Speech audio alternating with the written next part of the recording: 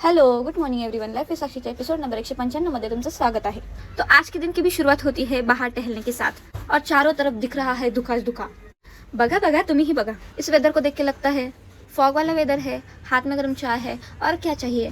आणि मग वाटतं असं की बॅकग्राऊंडमध्ये कुठून तरी ड्रॅमॅटिक म्युझिक यायला पाहिजे।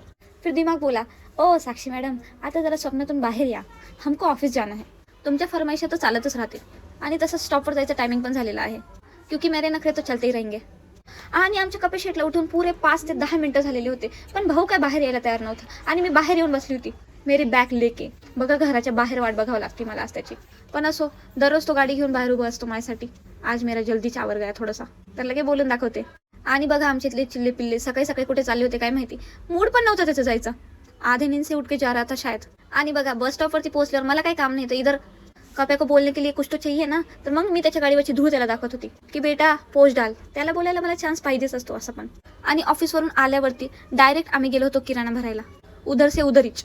टाइम वेस्ट होना नाही चाहिए, सगळे कामं कशी अगदी झटपट पटापट व्हायला पाहिजे। आणि इतकी थकून भागून आल्यानंतर साक्षी चालली होती भाजीपाला घ्यायला। म्हणजे आज साक्षीचं चाललं होतं कामात काम उरकवायचं काम।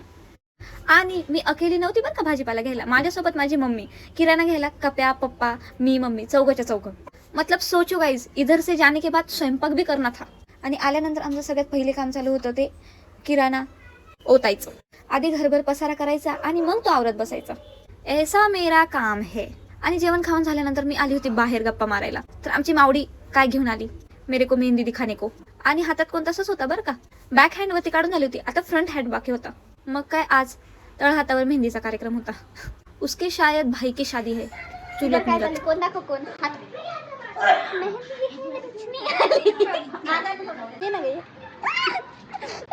गुदगुले